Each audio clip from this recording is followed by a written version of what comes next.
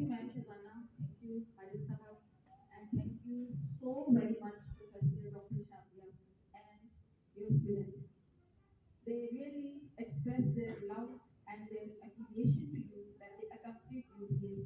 And today we have this opportunity of meeting you all. Thank you so very much. Uh, Women have extreme significance in our society, especially in the role of a mother. It's a unique relationship for which we find no other example besides a mother. And today we are celebrating the Women's Day. It's International Women's Day, which signifies the importance and the worth of the woman, the role she plays in family, in society, and now, as Dr. Shazana pointed out, there are so many women, they are working ladies. So they are playing a dynamic role in the society and in the overall in the entire society as well. I'm also very thankful to my dearest friends who are sitting in panel of experts, Dr. Fozia Sabit, Dr. Nabila Azim, and rest of all the lay doctors who have honored us today, Colonel Shaista, Dr. Suman, and Dr. Suvera Buhari. She's our General Secretary. She just joined us right now. So, as Dr. Majid pointed out, that breastfeeding is a topic that is more specific with the Women's Day. That's why we selected this topic today. So let's start it. I request you to ask for a participant. Talking about breastfeeding, अगर हम थोड़ा सा breast के structure को थोड़ा सा हम देख लें कि इसकी थोड़ी सी बेसिक्स पे हम बात कर लेते हैं. आप देखिए कि जैसे स्किन है उसके नीचे फैट है, एडिपोज टिश्यू है, उसके नीचे ये जो एल्वियोलाई है, ये आपस में मिलके जो एक लॉब्यूल बना रही हैं और इस ये देखिए यहाँ पे ये एक लॉब्यूल बन रहा है जो इसका बेसिक स्ट्रक्चर है. अब ये कनेक्टेड है डक्ट्यूल्स के साथ और बहुत सारी डक्ट्यूल्स जो हैं वो आपस में मिलके एक डक्ट बनाएंगी और ये डक्ट जब ये निकल के ओपन करेगी तो इसका ये शुरू में डायलेटेड पार्ट आएगा जिसे हम एम्ब्यूला कहते हैं. तो अब इसमें होता क्या है कि जैसे ही कोई बेबी इसको सक करता है, लैचिंग स्टार्ट होती है तो उसकी जो टच की वजह से सेंसरी फाइबर स्टिमुलेट होती है और वो सिग्नल जाता है हाई ब्रेन सेंटर्स को, हाइपोथैलेमस को.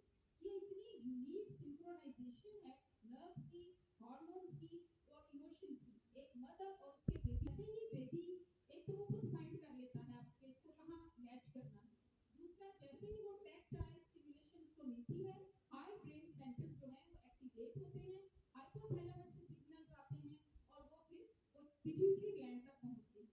पोस्टीरियर पिट्यूटरी में ऑक्सीटोसिन रिलीज करना है. As you know, oxytocin is a unique hormone. It's also known as the love hormone क्योंकि ये मदर और चाइल्ड में इसकी यूनिक बॉन्डिंग है. तो अब ऑक्सीटोसिन जैसे ही रिलीज होता है वो अपना इम्पैक्ट उसका जो आता है वो आता है ये जो हमने लॉब्यूल दिखाया था इसके इर्द गिर्द मायोफाइब्रस एलिमेंट्स होते हैं. मायोफाइब्रस एलिमेंट्स के ऊपर ऑक्सीटोसिन जब एक्ट करता है तो वो कॉन्ट्रैक्ट करता है. इसकी कॉन्ट्रैक्शन की वजह से जो मिल्क है वो इजेक्ट होता है आउट ऑफ द. तो ये इसका एक हार्मोनल और न्यूरोनल सीक्वेंस है. इसी तरह वो प्रोलैक्टिन इनहिबिटरी फैक्टर को भी रोकता है. एट द सेम टाइम वो गोनेडोट्रोपिन रिलीजिंग फैक्टर्स को भी रोकता है, एफएसएचएलएक्स को कम करता है, जिसकी वजह से ड्यूरिंग ब्रेस्ट फीडिंग ओव्यूलेशन भी नहीं होती और मेंस्ट्रुअल साइकिल भी सप्रेस रहता है. That's why most of the women they don't experience ovulation and menstruation during the lactational period. That's the reason for it. तो ये थी इसकी थोड़ी सी हार्मोनल स्टडी. अब अगर बात करें ब्रेस्ट फीडिंग की तो according to WHO, American society of paediatrician, American society of gynaecologist and obstetricians, they all declare and they emphasize that breast milk is the gold standard of nutrition for an infant. इससे बड़ा gold standard कोई नहीं हो सकता breast feeding से. इसके अंदर as you no इसके अंदर एंटीबॉडीज हैं, एंजाइम्स हैं, हार्मोन्स हैं, फ्री सेल्स हैं, फैट्स हैं, प्रोटीन्स हैं, कार्बोहाइड्रेट्स हैं और एक चीज कार्बोहाइड्रेट्स की कैटेगरी में HMO, ह्यूमन मिल्क ओलिगोसैकेराइड्स. ये सिर्फ ह्यूमन मिल्क में. एज वी नो कि ह्यूमन मिल्क जो है जब वो मदर बेबी को फीड करती है तो वो मिल्क क्या होता है, स्पीशीज स्पेसिफिक होता है, बिकॉज बोविन नहीं है, वो गाय भैंस का नहीं, किसी दूसरे का नहीं है, वो मदर का है, स्पीशीज स्पेसिफिक है। और जेनेटिकली अगर आप इसे देखें तो वो मोस्ट सूटेबल मिल्क है जो एक बच्चे को मिलना चाहिए, वो उसका राइट है, क्योंकि कुदरत ने वो तोहफा उसी के लिए बनाया है और ये यूनिक कॉम्बिनेशन है एक मदर का अपने बेबी के साथ। ह्यूमन मिल्क ओलिगोसैकेराइड्स का हमने जिक्र किया, तो ये बोविन मिल्क में या किसी दूसरे फार्मूला मिल्क में हमें नहीं मिलते ऑल ओवर द वर्ल्ड। ये पूरे बड़े सिनेरियो में बात कर रहे हैं, इसे आगे कीजिए प्लीज। उसके बाद ये थोड़ा सा उसका स्ट्रक्चर था जी। अब इसमें डिफरेंट स्टडीज हमारे पास आ जाती हैं कि ये लार्जेस्ट सॉलिड कंपोनेंट है जो ह्यूमन मिल्क में पाया जाता है। HMO range is between 20 to 25 grams per liter in colostrum, and it's 5 and 15 grams in the mature milk. And इसके फिर ये डिफरेंट टाइप्स आ जाती हैं, डिफरेंट कैटेगरीज हैं। ह्यूमन मिल्क के अंदर हमें मोर देन 150 HMOs जो है हमने अभी तक वो आइडेंटिफाई हो चुके हैं, और उसमें कुछ जो है वो बहुत सिग्निफिकेंट है, कुछ लेस सिग्निफिकेंट है जी। Unique structure of HMO. It comprises 5 monosaccharides building blocks. You can see there is glucose, lactose, and acetylglucosamine, glucose, and sialic acid. Okay, HMO are unique to human breast milk. Difference between the oligosaccharides in human breast milk and bovine milk. You can see they are synthesized in the mammary gland, and the level of composition of HMOs are unique to human breast milk because it's not in the form animal milk. Very little oligosaccharides are present in bovine milk, and वो भी अगर है भी तो उसकी जरा composition different है, क्योंकि वो species specific नहीं है जी। मदर जेनेटिक प्रोफाइल, अब देखें कुछ तो स्क्रिप्टर जीन पॉजिटिव है, कुछ नेगेटिव है। तो जैसे हमने पहले बात की थी कि ये जेनेटिकली मोस्ट सूटेबल है क्योंकि बेबी और मदर पे तो सेम जीन्स हैं जी। एनवायरमेंटल फैक्टर की बात करें तो आप बहुत अच्छी तरह जानते हैं कि कोई भी ऐसा मदर देखिए जो भी खुराक खाती है, जो भी खाना वो खा रही है, उसका असर जो है उसका कुछ ना कुछ टेस्ट ब्रेस्ट मिल्क में आता है। प्रोफेसर साहब एग्री कर रहे हैं, तो अब वो टेस्ट बेबी भी फील करता है। अब जैसे ही आप 6 माह बाद 4 माह बाद जब वीनिंग स्टार्ट करेंगे, उसकी सेमी सॉलिड फूड आप स्टार्ट करेंगे, तो बेबी उन चीजों से पहले से उस टेस्ट से कुछ ना कुछ हद तक वो ऑलरेडी इंट्रोड्यूस्ड होता है, लिहाजा उसको ब्रेस्ट मिल्क से वीनिंग पे स्विच ओवर करने में उस तरह से प्रॉब्लम पेश नहीं आती। Okay, metabolism of HMO, it's they're generally non-digestible. यहाँ पे हम जो intestinal tract है उसकी epithelium को हमने दिखाया है।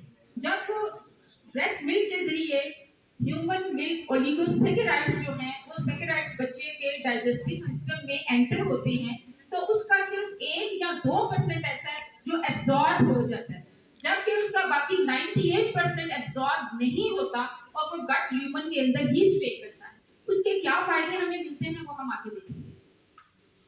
रोल ऑफ इम्यूनिटी, यहाँ से इम्यूनिटी का रोल स्टार्ट होता है क्योंकि ओलिगोसैकेराइड्स गट में स्टे कर रहे हैं। अब वहां पे क्या करते हैं, वो ब्रश बॉर्डर के साथ अपनी एक लाइनिंग बनाते हैं, लिहाजा कोई दूसरा माइक्रो ऑर्गेनिज्म जो पैथोजन है वो उस लाइनिंग को क्रॉस करके इंफेक्शन नहीं कर सकता। एक उसका ये फायदा है। दूसरी चीज यहाँ पे हम दिखा रहे हैं कि इसमें दूसरी चीज थी कि इसमें जो बेनिफिशियल बैक्टीरियाज हैं, जो हमारी कमेंसल्स हैं, यूजफुल फ्रेंडली बैक्टीरियाज हैं, वो इसके ऊपर उनकी नशोनुमा शुरू हो जाती है, ये उसको बेनिफिट देते हैं, उसकी फ्रेंडली जर्म्स की ग्रोथ को ये प्रमोट करती है। आई मीन टू से, तो ये इनकी वहां पे गट के अंदर प्रेजेंस इतनी इंपॉर्टेंट है।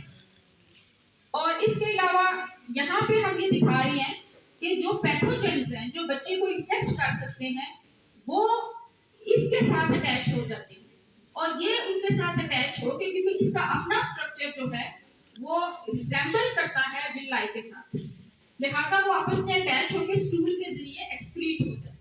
Oligosaccharides get attached with the pathogens and ultimately they get excreted in the feces. ये इसका एक हमें एडिशनल बेनिफिट देता है। फ्रेंडली जर्म्स की इसने ग्रोथ करवाई, पैथोजेंस को इसने रिलीज कराया, ब्रश पाउडर की इसके ऊपर लाइनिंग आ गई, उसने इसको प्रोटेक्ट किया। आगे इसका एक रोल टी लिम्फोसाइट्स के साथ भी है। हम सारे अच्छी तरह से जानते हैं कि जो इन्फेक्ट्स होते हैं उनका इम्यून सिस्टम इतना अच्छा सा मैच्योर नहीं हुआ होता और वो उस तरह से डिजीजेस को फाइट नहीं कर सकते, लिहाजा उनकी इम्यूनिटी को बूस्ट करने में इसका एक रोल है कि ये उसको क्या कर रहा है, ये उसको हेल्प आउट कर रहा है। HMO help lymphocyte maturation and promote a shift towards a balanced T cell response। तो ये इसने 4 एंगल से अपना ये रोल जो है इन ओलिगोसैकेराइड्स ने प्ले किया। और जैसे कि थोड़ी देर पहले मैंने बात की थी कि कोई भी ऐसा मिल्क फार्मूला हमारे पास नहीं है सिवाय एक के, जिसका नाम हम एंड पे बताएंगे, उस एक के सिवा किसी भी मिल्क फार्मूला के अंदर HMOs की प्रेजेंस नहीं है और किसी भी बोविन या फॉर्म एनिमल के मिल्क में HMO की प्रेजेंस नहीं है। यह हमें सिर्फ एक जगह मिल रहा है, ह्यूमन मिल्क में मिल रहा है, उसी को हम प्रमोट करते हैं।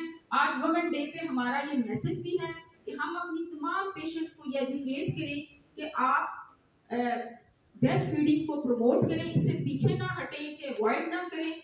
कोई बहुत ही डायर इमरजेंसीज हो, प्रॉब्लम हो, वो एक अलग बात है, लेकिन रूटीन में यूजुअली आपको इसी पे जाना चाहिए। ये हमारा मैसेज भी है आज के दिन के हिसाब से और इसकी सिग्निफिकेंस भी है। Approved safety of 2FL and these are oligosaccharides by the Food and Drug Authority, जो अमेरिकन है वो इसको प्रमोट कर रही है, इसके फेवर में बात कर रही है। ये और ये वही पॉइंट्स हैं जो हमने ऑलरेडी ये फिकोसाइलेटेड हैं वो सारे ओलिगोसैकेराइड्स। अब now at the end we are going to talk about the key points to remember. HMOs are the third largest and solid component in human breast milk with more than 150 varieties. They support immunity in 4 ways. First way is to promote the growth of beneficial bacteria, assist the gut barrier function, prevent pathogen adherence to the gut, and it directly modulates the immune system. So that's how it works. And there are, when you educate the patient, most of the patients say, oh Dr. Sahab, it's very tiring, we don't have time and all that, and sometimes they have different reasons if they are not sick. But you have to convince them and you have to promote the significance of it. And we must say that there are so many comfortable positions in which you can give the breastfeed to the baby. Latching can be done in different positions. You can have cradle position, cross cradle position, football position for the prematures, and sideline positions. You can educate them, you can taught them, you can demonstrate these positions, and you can very easily convince for them. एक चीज मैंने और देखी है, वो हमारे observation की बात है, आप सब भी जानते होंगे कि एक इसमें साइकोलॉजिकल फैक्टर भी होता है। जो गांव के खवातीन हैं उनमें और शहर की खवातीन का जो ब्रेस्ट फीडिंग की तरफ एटीट्यूड है उसमें बहुत डिफरेंस। मैंने जाती तौर पे भी ये चीज ऑब्जर्व की है कि वो जो गांव की फीमेल है वैसे वो बेशक इतनी कॉन्फिडेंट ना हो, लेकिन वो इस मामले में बहुत कॉन्फिडेंट है, उसे वो हेजिटेशंस नहीं होती जो हमने अर्बन लेडीज में देखी है। In villages, we can say they can comfortably breastfeed their child even publicly. They can sit at an isolated place and they are comfortable with it. तो ये थोड़े से साइकोलॉजिकल बैरियर्स हैं, इसको भी एड्रेस करना है और ये आता है काम हमारे काउंसलर्स का, क्योंकि मैं समझती हूँ कि अच्छे डॉक्टर्स जो हैं वो अच्छे काउंसलर्स भी होते हैं। और अब मैंने जैसे आपसे वादा किया था कि एंड पे आपको उस प्रोडक्ट का नाम बताएंगे, जैसे ह्यूमन मिल्क गोल्ड स्टैंडर्ड है, ऐसे ही ये प्रोडक्ट हमारे लिए गोल्ड स्टैंडर्ड है। ये वाहिद ऐसा मिल्क फार्मूला है जिसके अंदर हमें ह्यूमन मिल्क ओलिगोसैकेराइड्स जो है वो मिलते हैं और वो है नैन। ये आपको नैन 1 में भी मिल जाएगा, नैन 2 में भी मिल जाएगा और आपकी दुआ से नैन 3 में भी मिल जाएगा। तो आप इसको जरूर अपने पेशेंट्स को बताइए इसके बारे में। और first priority is human milk but next to it is Nan. Thank you so very much for your patience. मैंने शुरुआत किया था, अब किसी भी लिहाज से आपने कुछ करना